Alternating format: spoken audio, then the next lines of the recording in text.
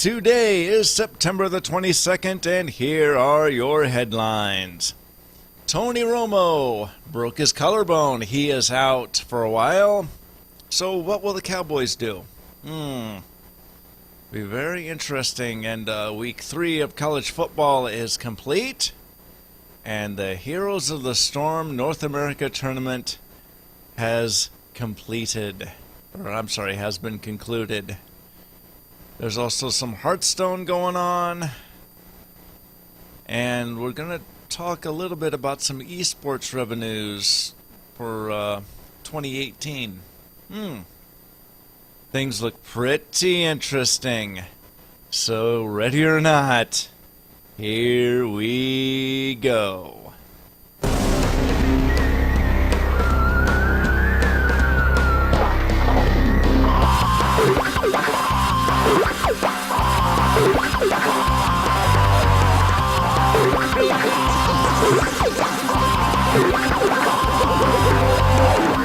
Hello everybody, I am Joe, and you are listening to the Bridge of Sports Podcast, show number 10. You now know the headlines, so let's dip into some football here. Starting out,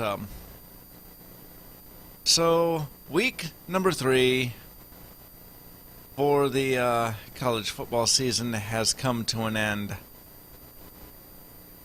And man, there's some stuff to talk about here.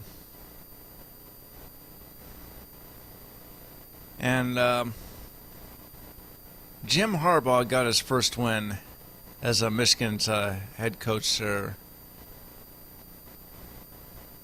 on Saturday, which is kind of a good thing because you need to get that first win under your belt as a new head coach in a new program.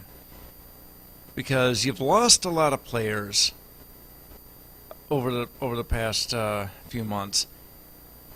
So why not get that win?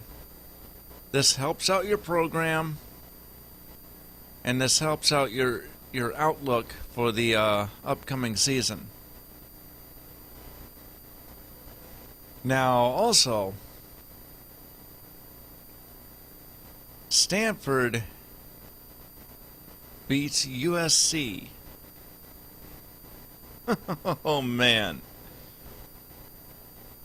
USC was looking real good this year. Stanford had that one loss to Northwestern.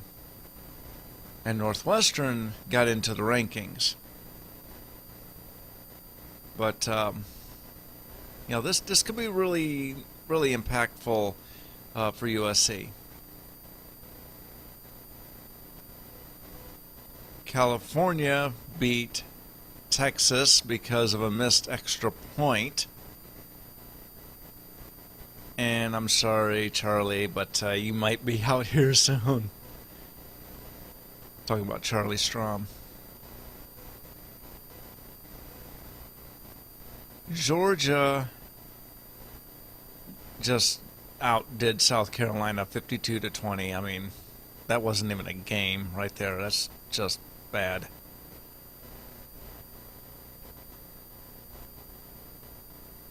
Miami beat Nebraska in overtime. You know, I like close games. And that one was a good one. I'm not sure what the final score was, but that was a pretty good game. Number 8 Notre Dame beat number 14 Georgia Tech. And there was a lot of doubters about Notre Dame this week because you lost your starting quarterback. Well, guess what? You won. And that's really the important thing here. And LSU just ran over Auburn. Like Auburn didn't even show up. You know, but hey, that does happen. I really tend to think now that Alabama has their problems, Auburn's lost at least this game. They might have lost another one. I'm not certain. But LSU could actually take the SEC. I know I picked Alabama and Auburn, but I'm really, I'm really frightened about this now. I'm just a little nervous. But LSU, yeah, they could take the SEC now. Most certainly. LSU versus Alabama is going to be a very, very interesting matchup.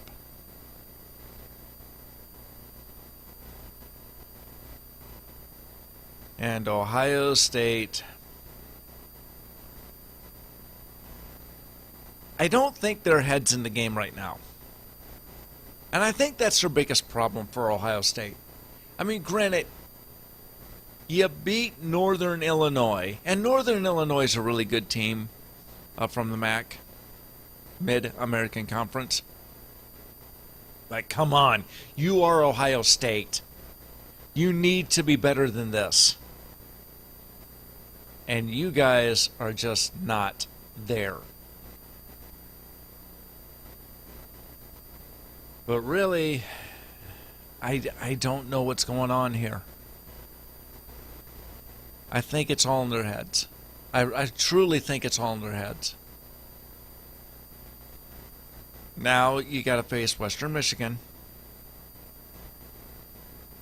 And I really hope that this will not be a close game at all. Though I think that it will be. Because your heads are not in the game.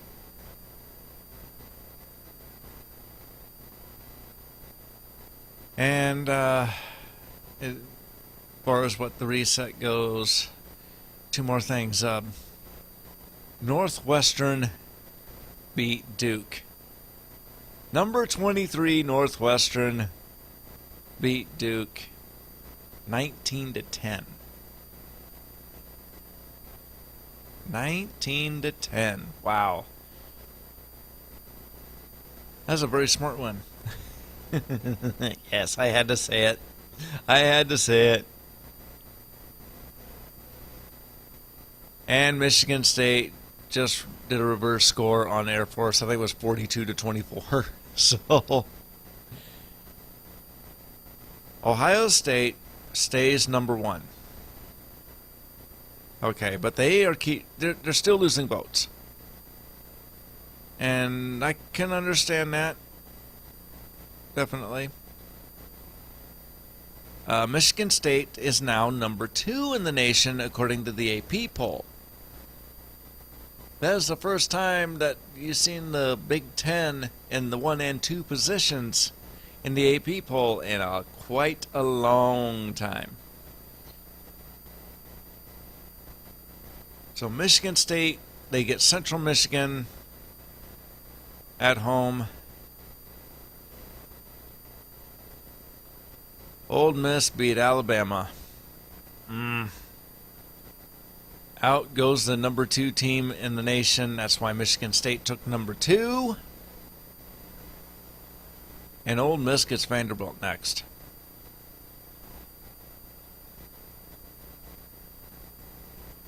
TCU barely beat Minnesota. They get Texas Tech on the 26th. And Ohio State gets Western Michigan.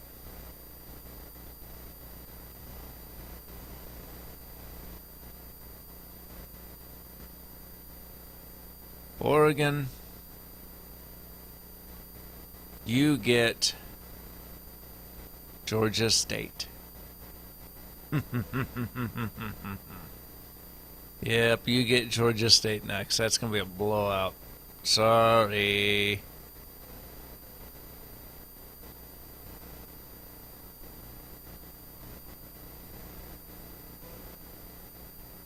And really that's kind of what happened, but here's some drawbacks of what happened this Saturday. Now, in the Ohio State game, Cardell Jones was benched. TJ Barrett didn't do much better.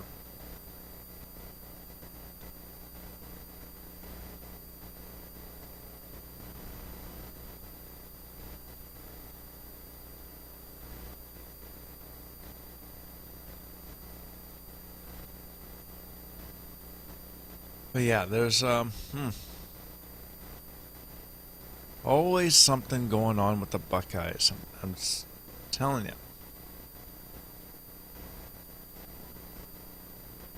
So he was benched, and he got up on the Twitter and started talking. Third string quarterback at the Ohio State University. Oh wait, second string.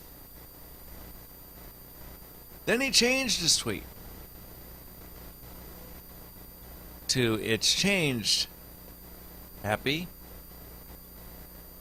Not a question mark. That was an exclamation point. Then he said, and then he just deleted his account. Said goodbye to Twitter. And really, I think that's a good thing. Because when you're facing an unranked opponent, you need to take care of business. And like I said, the Buckeyes' heads are not in. They're just not there. They're not concentrating. They're not in the game.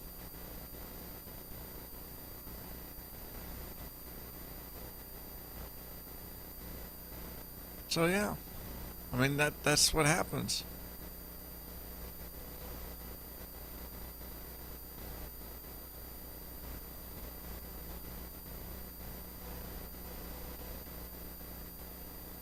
Now, I do see a chart in front of me that says the best road/neutral winning percentage since 2003. USC's up with 62 wins, 18 losses. Boise State 60 wins, 20 losses. It's pretty good for the Mountain West. The consecutive scoring streak records. Michigan's got the top spot at 365 games. Followed by BYU, Florida, Texas, Washington State. Florida can jump up because they're at 336 from 11/5/1988 to present. Boise State could go up from 227. And Air Force could go up there too. So could TCU. A lot of teams could go up there. And the best team records since 2007, Boise State's 92-16, Alabama's 93-17, and Ohio State's 90-18. Since 2007. Pretty good.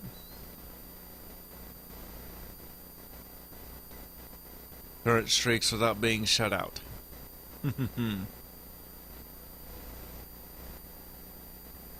Florida is at 336. TCU is at 282. Air Force is 273. Tennessee is at 262. It's quite a few.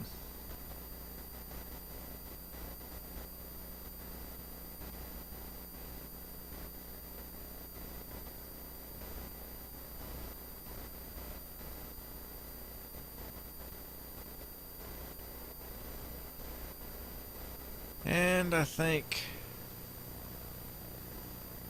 that's about it for that part. So, like I said before, Ole Miss did beat the Alabama Crimson Tide. It took a pair of comebacks, okay, for the Tide to really make this a game. But Ole Miss won this game 43-37. No, I did not watch this game. I was watching something else, which we'll get to here in a few minutes. But 43-37, that's a pretty good score, and Bama did their best. I mean, they did not give up. there at all, but you can't win them all. Now, since they had to make their comebacks or with Jacob Coker, Nick Saban said after the game that he will think about starting Jacob Coker at quarterback in their next game. Urban Meyer might make a decision here probably Friday, I'm imagining, to see who will get the starting spot at quarterback. I think in full, but hey, we'll see. But Jacob Coker, you know, the Tide had to do something here.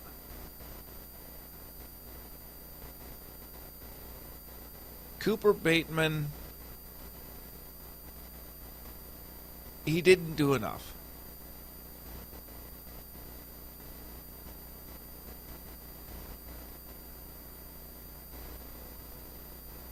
So Jacob Coker really has to take control of this offense if Alabama wants to have a shot at getting into the SEC championship and then maybe get into the playoffs.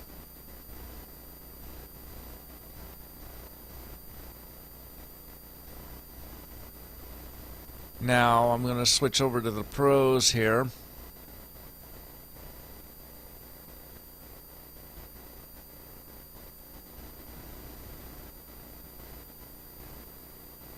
Tony Romo will be out for 8 to possibly 10 weeks due to a collarbone injury. Now, you also have Des Bryant, this is his first week out, so he will be out about 7 weeks. So there's 2 key components to your offense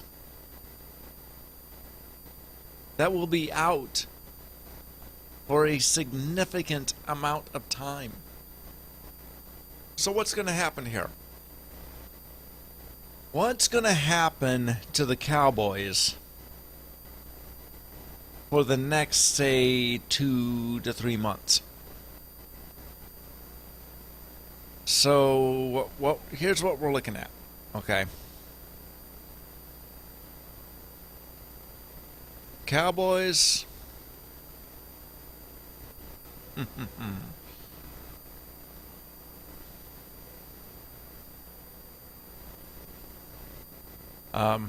going to have Whedon in at quarterback, Brandon Whedon, which kind of limits your options. Right now they're looking at a couple of quarterbacks for backup to Whedon. An announcement will be made probably tomorrow. I think they would have to get someone in tomorrow to get their backup quarterback. But this isn't going to be good. No. A broken collarbone, and the Cowboys still got the win 20-10.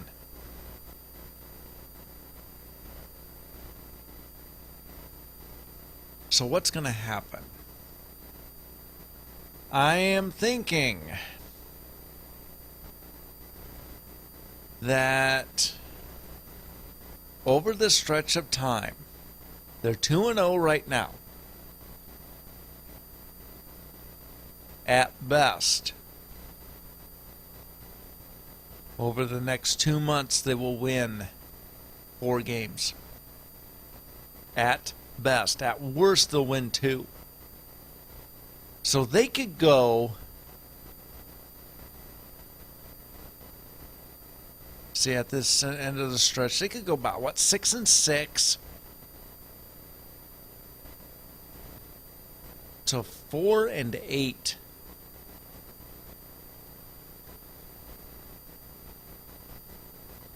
That's not good. Cowboys fans, I really feel bad for you. But that's not really good there at all. 6-6. Oh boy, this could be a problem. This could be a big problem.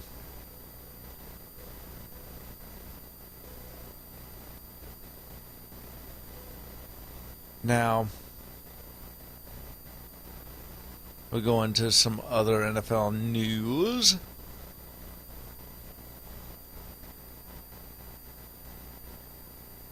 Aaron Rodgers made a comment after Sunday night's game at Lambeau Field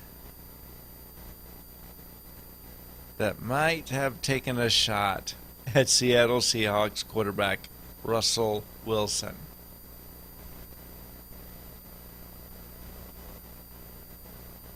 He said,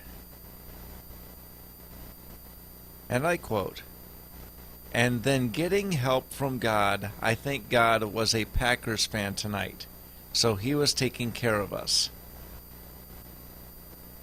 Could that have been a shot? Because I think that, Wilson credited God after the NFC Championship game. So, could a higher entity really helped out the Green Bay Packers? I don't know. I always tend to think that you make your own luck, that you create your own circumstances, or maybe even some cases some other people's, but I don't know.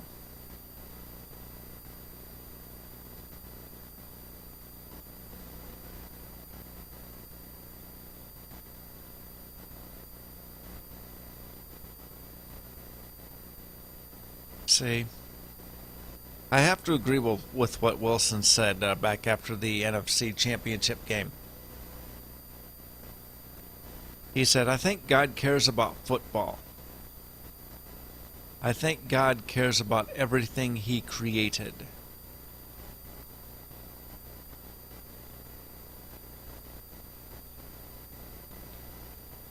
So, I really... I don't think that this was a slam. I think it was just more of a reaction. Because sometimes certain things do happen that are unexplained, or just that cannot be explained. So, if a higher entity was involved, then it is entirely possible that something like this can be said, and something like this, some remarkable catches, some kicks that bang around on the goalpost a couple times, which people have seen happen. These things can happen. Broken tackles, they happen. So, I don't know.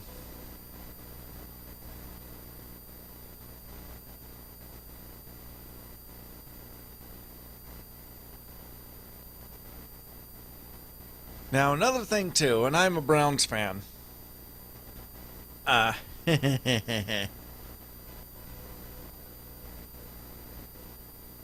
Johnny Manziel started again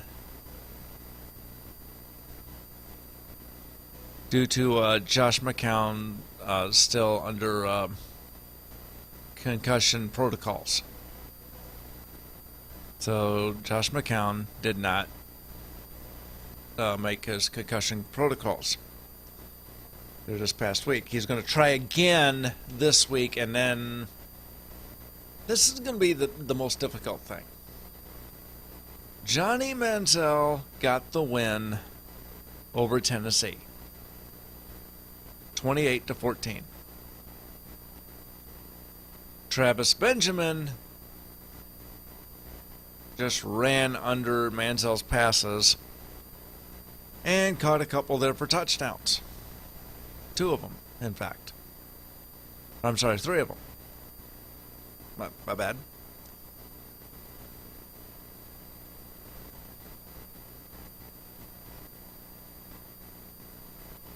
And should he be the starting quarterback? Here's the problem that I've got with this. If you design talent or get talent surrounding around one player, and in this case this player is Josh McCown, then McCown should be the quarterback. You didn't get this talent to surround Johnny Manziel. You did it for Josh McCown. So that's why I'm saying Josh McCown, if he is healthy, should be the quarterback for the Cleveland Browns. He should be the man. He should be the starting quarterback for the Cleveland Browns. But I don't know if that's going to happen or not because of the way that Manziel has performed. One of the questions going into this game is, can Manziel throw a deep pass? And that's anything about 40 yards or greater in the air. And he landed a 50-yard pass to Travis Benjamin for a late game touchdown. So what could happen? I think this is going to be the coach's decision and solely should be the coach's decision.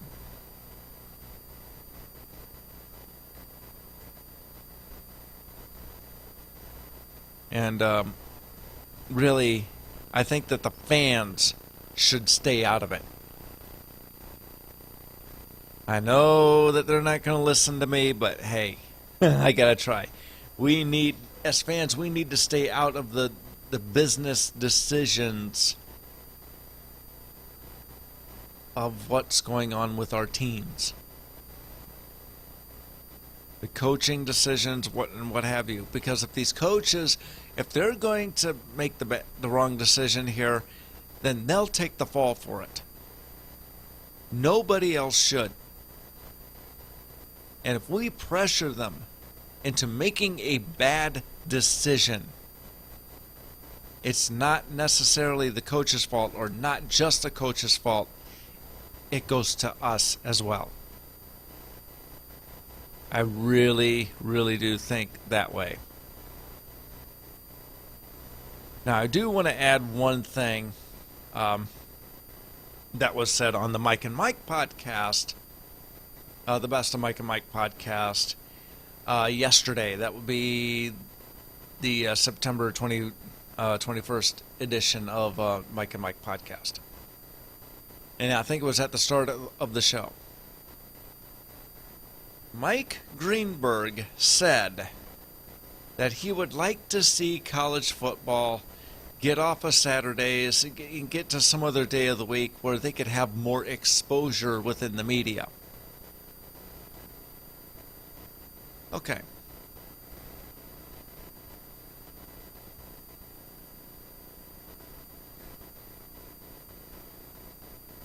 Now, I do agree with the thought process that's going on here. But here's the problem with that.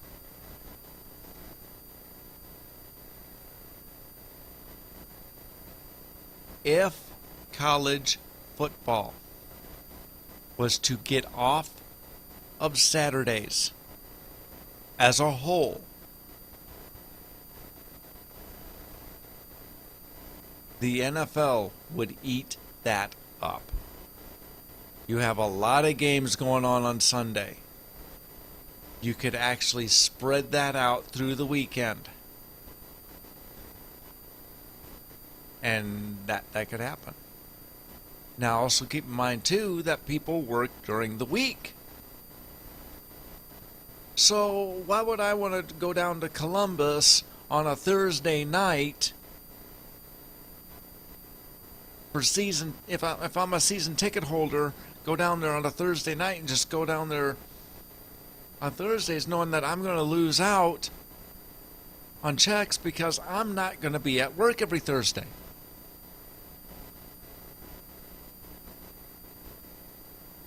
I'm not making money, y'all. I'm losing money. I'm going to lose a lot more. So why should I show up to the game? If I wanted to buy tickets, why should I show up to the game? If it's going to be on a Tuesday or a Wednesday or some other day of the week. I will not be able to make it. I'm not going to spend my money. People will not fill the seats. They will not fill the stands. Yes, it's going to be on TV, but you know what? If it's a night game, I'm not going to watch all the game. I'm not going to watch the whole game. Why should I watch the whole game if I'm not going to be able to watch it? Or if I'm not going to watch all of it? This does not make any sense. College football would lose revenue big time if they moved off of Saturdays. Because you're not getting my money, you're not getting the advertising dollars, you're not getting anything. There are college football teams that have to play on Tuesday or Thursday in order to get the recognition. And when they do that, because they're smaller schools, they don't get that recognition. Because there's always something else going on. There's some breaking NFL news story. There's some basketball news that because free agency is coming up and or baseball free agency is coming up, and now there's some of this hot stove stuff going on. So now these small schools, they don't get that recognition. And that's what's going to happen if college football moves off of Saturdays. Because other news will trump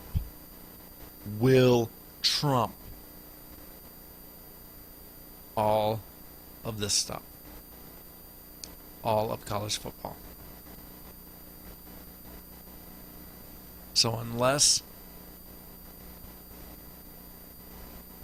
something goes on to where people can make the games, where people can, we can take days off. That I understand that. That's fine. We don't have that many days that we can take off. We don't have that many days that we can go with our families and go this, that, the other thing. Yes, there are women that like sports. Yes, there are men that don't like sports. Or women do. This doesn't make any sense. It has to be where people have the days off. Plain and simple. And weekends are the best time for that. So guess what? It's going to suck that you're going to have, football on Thursday, Saturday, Sunday, Monday. Saturdays for college. And that has to stay there. And, people, we do get burnt out on football. That's why the build-up goes on throughout the week. On Monday, Tuesday, Wednesday. We can't have it spread out throughout the whole week, which that could certainly happen.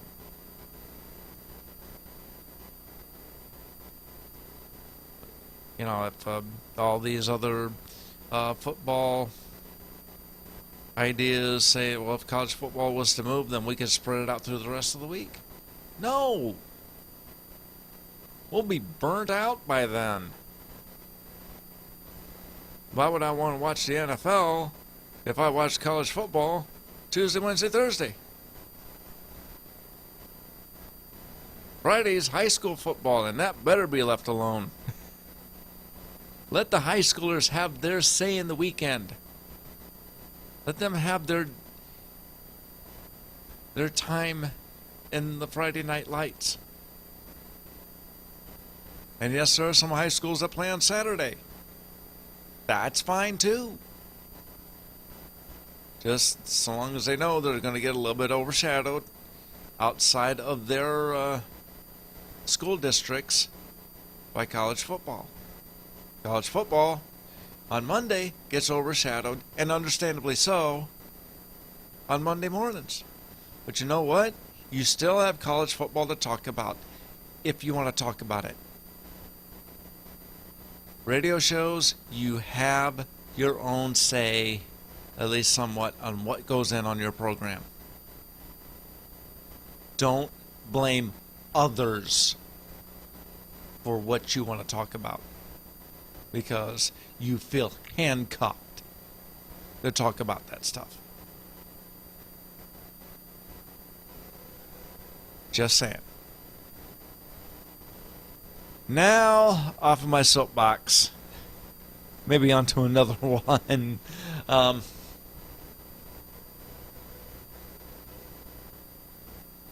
NASCAR, well, they were in Chicagoland Speedway this week. And Denny Hamlin got the win. Joe Gibbs is just on a hot streak. We're now 2 races into the chase. I want to say 2 races into the chase right now. And Joe Gibbs is on fire. I mean, that racing team is just going nuts right now. Especially with Denny Hamlin now not just winning, but since he's in the chase, he advances to the next round. He's safe. And I'm sorry, that was the first race in the chase. But that's not the major story here.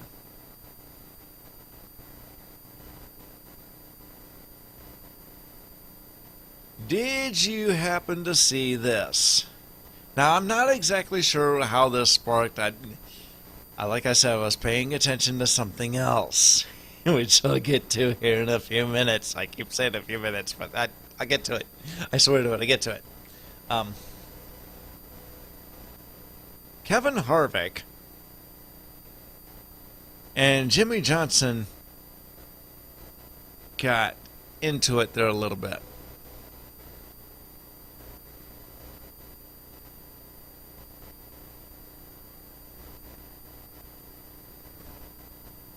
So I'm trying to look to see exactly what happened.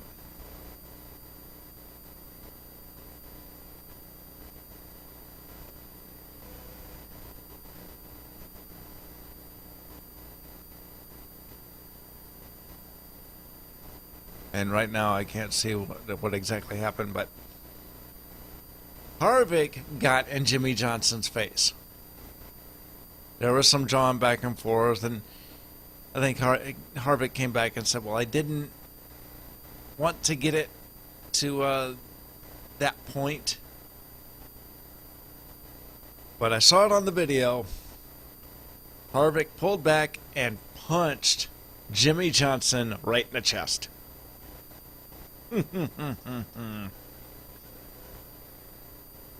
Harvick then had to be restrained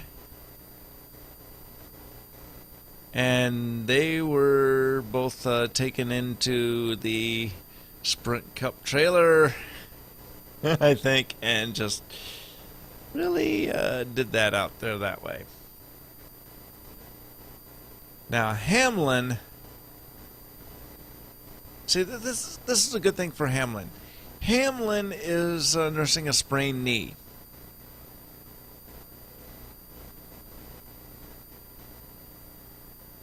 He spun on lap 2 of the 267 lap race. He was a lap down.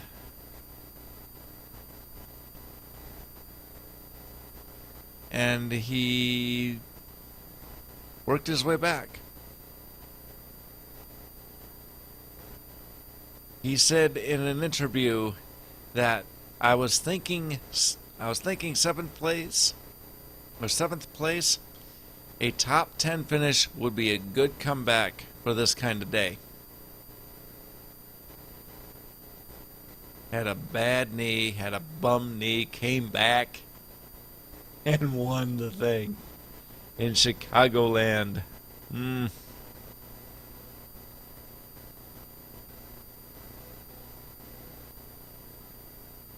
It came down to the last few laps where Hamlin just got a big restart off of Kurt Busch, and he just went wicked around the track at the very end of the race. So that was pretty good. So Hamlin will move on no matter what. He gets the first spot in the next round.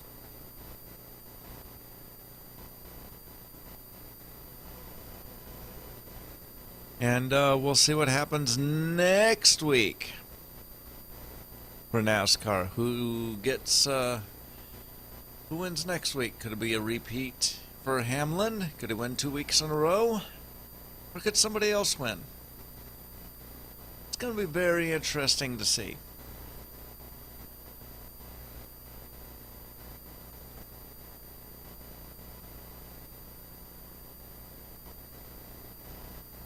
Now we flip it to the esports side of the bridge. And like I said at the beginning, esports revenues are projected to hit $765 million in 2018.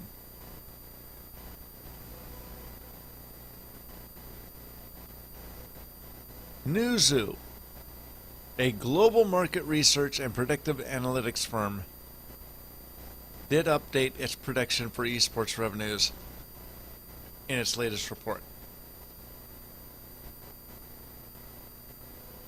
$765 million by 2018. That's wow. Now, they also adjusted its prediction for the number of esports enthusiasts, consumers that engage with esports more than once a month.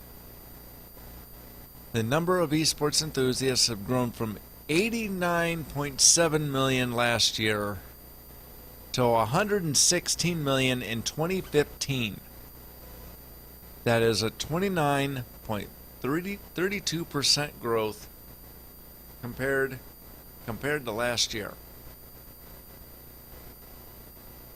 18.5 million of these people are located in North America. 16.8 million are in Europe.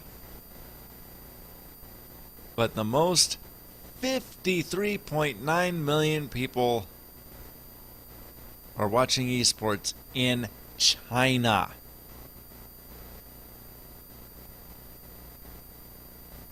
The occasional viewer numbers dropped by 3%, but this percentage has probably graduated to the enthusiast category. By 2018, the number of esports enthusiasts is expected to reach 165 million, or 165.1 million people. That's pretty good.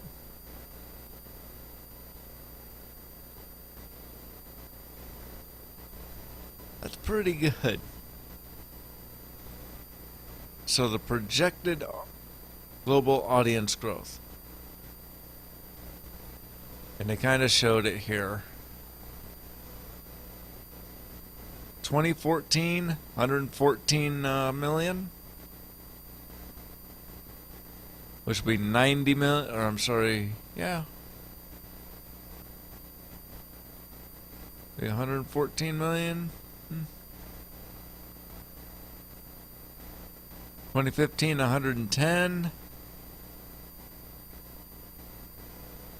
And 2018 projected to be 165 million. That's pretty good. I do like that number. Yes, I do. Yes, I do.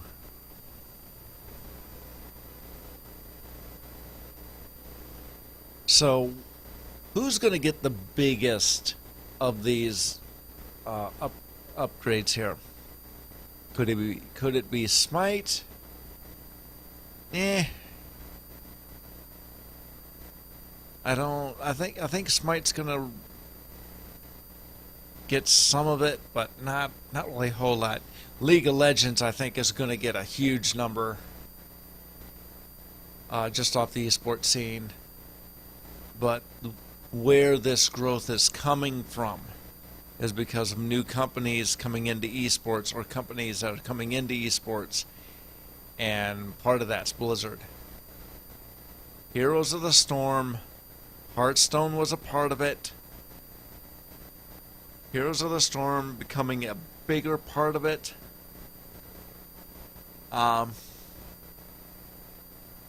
This is going to be pretty good, I think. This is going to be really, really good for the whole esports scene. Going into even consoles, I think. Because consoles, I tend to think, will get some sort of benefit through this growing market of esports. Now, let's get to BlizzCon.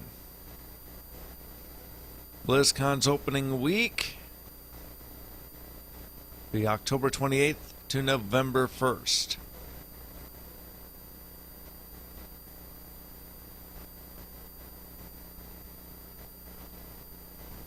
Now, they're basically opening up an additional week there for BlizzCon, just for the esports scene, just so that way, once people get there, I think the 6th, 7th, and 8th,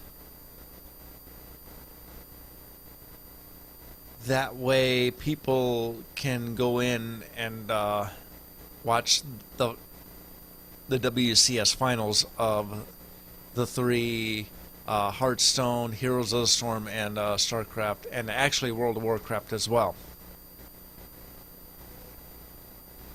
That's gonna be a really fun thing. Now, let's start out talking about the prize pools, and number of players,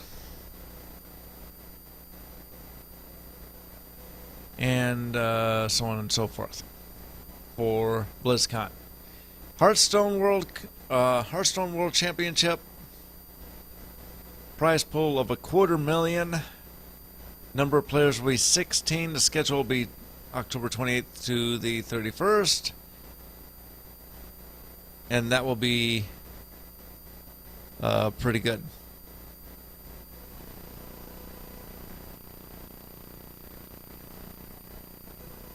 And Heroes of the Storm, the prize pool will be $500,000, $500,000. 8 teams, 5 players per team. Schedule will be October the 28th at 1:30 Pacific time. And that will be a pretty awesome tournament.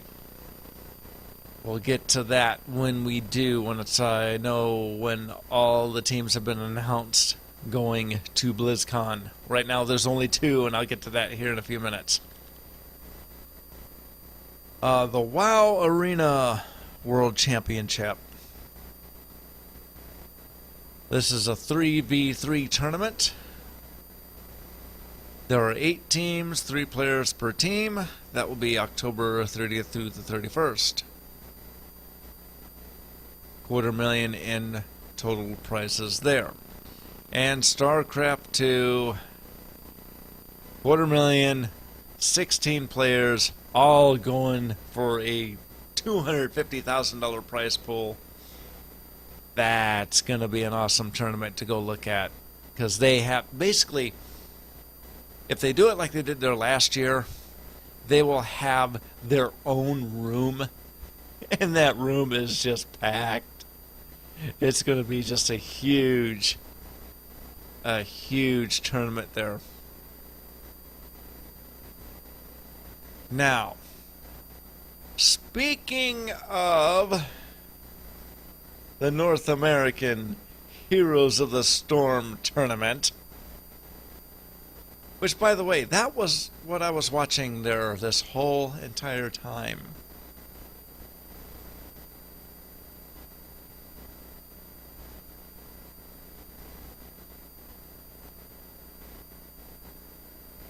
Well, we have the results. And first off, I do want to get into some of the gaming action here. First off, let's give credit where credit's due here. Relics did a pretty good job. They did get booted out early in the tournament, but they do look to be a pretty tough team. You know, they did do really good.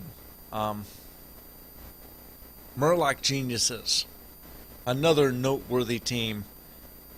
They just had the worst luck of the draw. They were ousted out of the top bracket by Temple Storm in their first game. So, yeah, it was just bad. But, you know, they're a really good team there as well.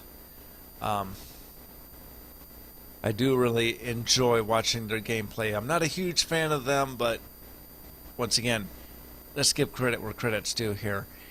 And Ferocity, they were stepping in for a team that could not make it. And my hat's off to them for trying. They came in at short notice. They just were outclassed severely. But still, you know, best wishes to them and, you know, them going forward. But how about this? Cloud9, Temple Storm, take 1. Temple Storm beat the crap out of Cloud9. Just straight up. I think it took 4 games to do it, but that was it. Cloud9 went to the lower bracket, while Temple Storm went through the rest of the upper bracket and just started wailing on people. Whoever Temple Storm beat, that's who Cloud9 had to face later on. Just saying. Whether it was Cognitive or Complexity Gaming,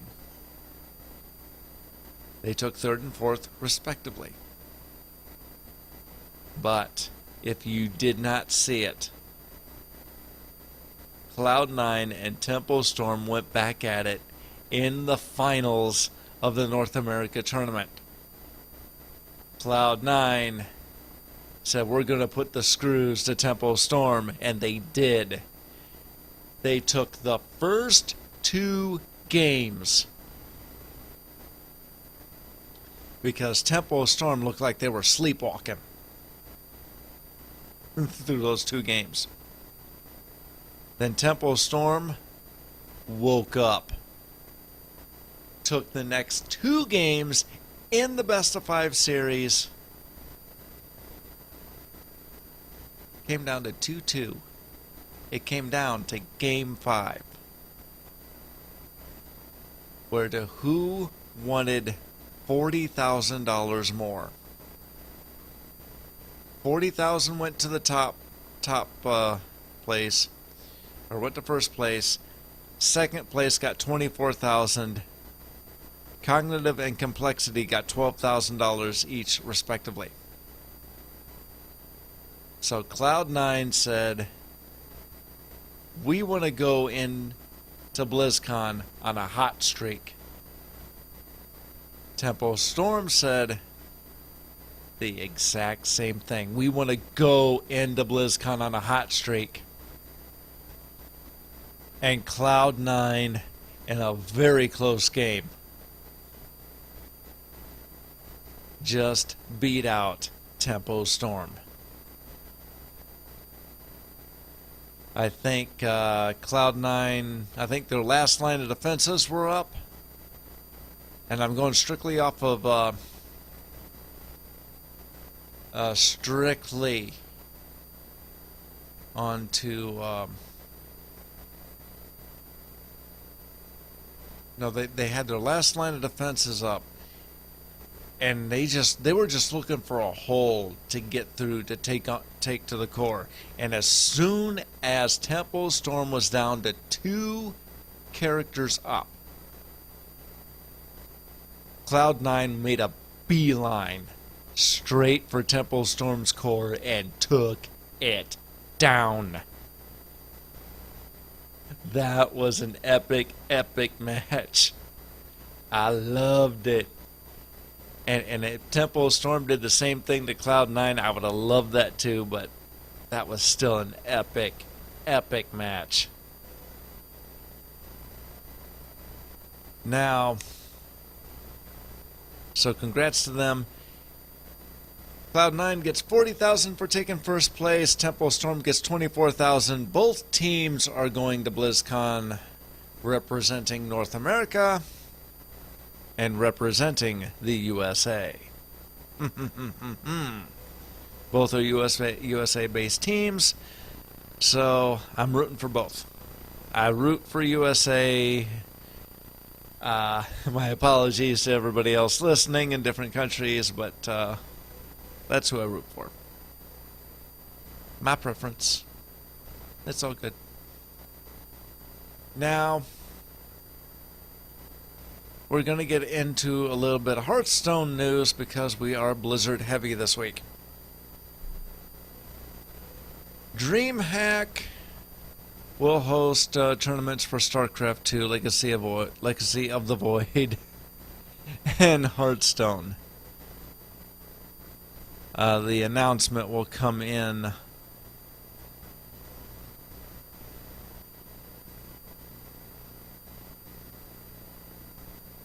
on Thursday.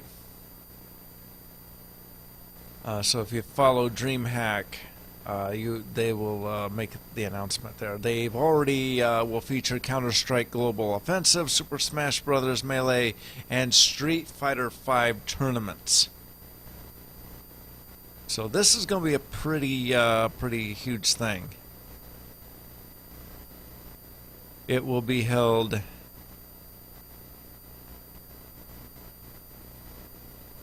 I think that's supposed to be, yeah, that will be in Austin, Texas, I believe. Don't quote me on that, but I think it's going to be there. That's going to be something.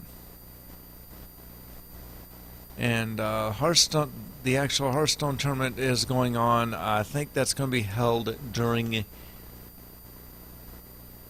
the winter, I believe. Yeah, DreamHack Austin takes place from May 6th to May 8th, 2016. So it's going to be held next spring. So, yeah, it's going to be something to pay attention to.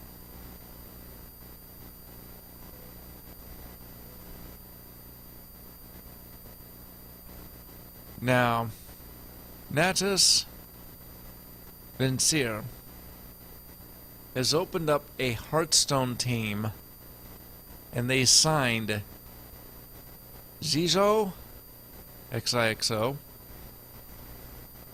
Ostkaka,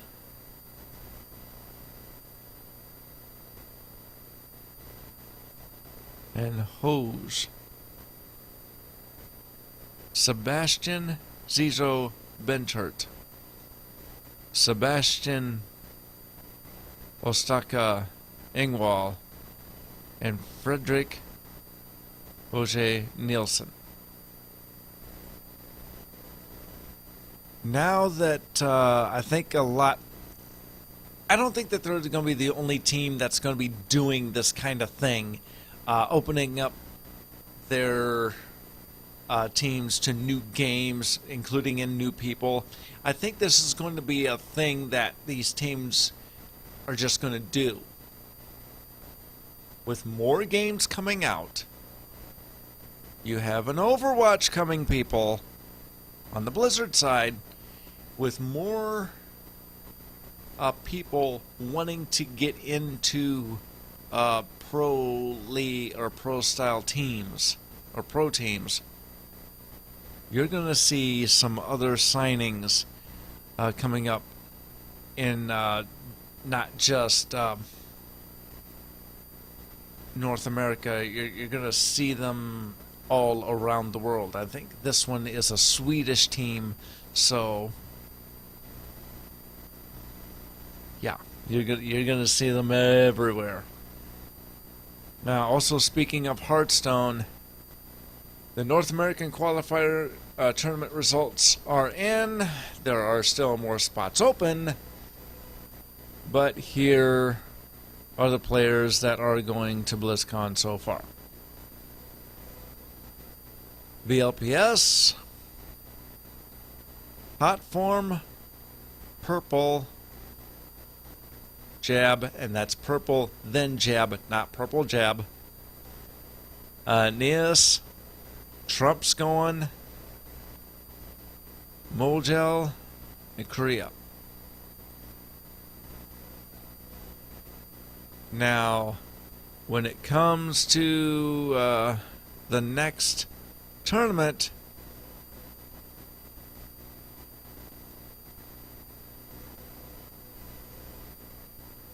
it will come just just pay attention to the official Play Hearthstone Twitch channel, twitch.tv/Play Hearthstone on October 10 and 11th. And we will see what happens and who gets to be the regional champion. So my fault. I shouldn't have said that these guys are going to BlizzCon. They're not. It's going to be just a couple people from that list, but we'll see what happens. Now, we got to wrap this up quickly, so because my time's running out. So I think we're going to end this with a little bit of League. My apologies to the World of Tanks, because I do have some World of Tanks in the notes. I don't think I'll be able to get to that this week. But the 2015 World Group Stage schedule has been released. Now with that, I do want to go through this. This World Group Stage will go through October 1st, be 1st to the 4th, then the 8th through the 11th. And within this is Fnatic, Invictus Gaming, Cloud9, Ag Esports Club, SK Telecom, H2K, Edward Gaming, Bangkok Titans, Counter Logic Gaming, Flash Wolves, Pain Gaming, Who Tigers,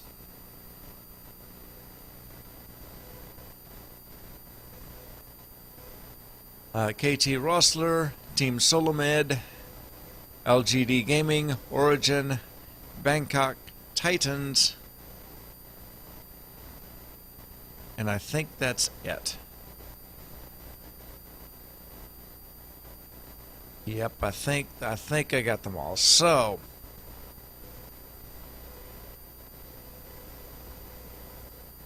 if Flash World Pancake, LGD Gaming as well.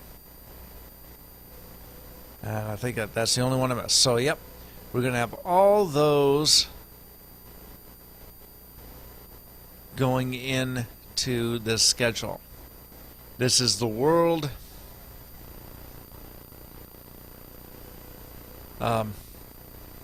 This is the world group stage for League of Legends. This is going to be a very big tournament. Do a couple more things and we'll end the show.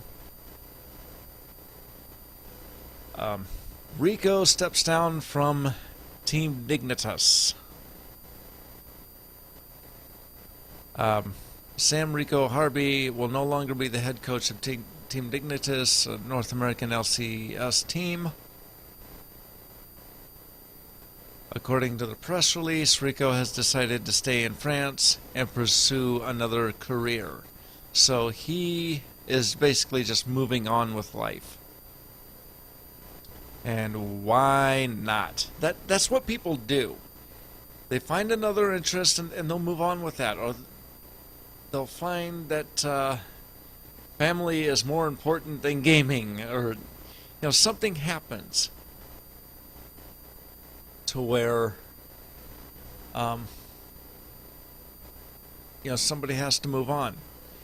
Ram Broken Shard Jamal has taken over the head coaching duties for Team Dignitas EU and has stepped in to cover that spot for the North America team in the last few weeks since Rico went back to France. And Hermit and Tadayashi Hermit Littleton has moved from the position of analyst to head coach for Origen. And that was basically just accepting a position that was basically opened for them, so that way he could just take over coaching duties for the team for League of Legends. So why not? So long as he is getting some cash for it, go for it. Anyway, you can tell that the music is playing, so it is time to call it a show. You can find the show on alphageekradio.com on channel 3 at 3 p.m. Eastern on Tuesdays, and it is also on bumblebeenet.com/live at 3 p.m. as well. Sometimes a little bit earlier, but sometimes not. I work till 2:30. Hey, so what? It is on iTunes as well, and Stitcher as BumblebeeNet. That is the feed. So please give us a 5-star rating and a thumbs up. It would be much appreciated. All of the podcasts of the show is also on bumblebeenet.com. That is BUMBLEBnet.com.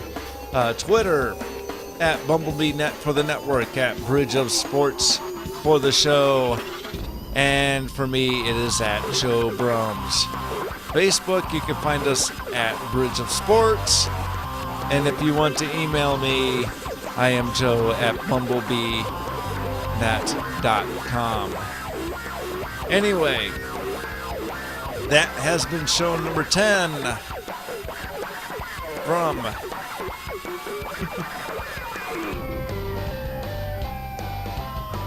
the Black Swamp Studios here in Northwest Ohio. And thanks for listening. We shall see you guys next week for show number 11. We'll see what happens in college football and the NFL, definitely, because that's going to take up most of the real sports news, and see what happens here for a lot of these tournaments that's going on too. Maybe we'll get some Heroes EU news, I'm hoping. see who else is going to BlizzCon. That would be big. Anyway, we'll see you guys next week. Bye-bye. And just know that you've crossed the bridge of sports.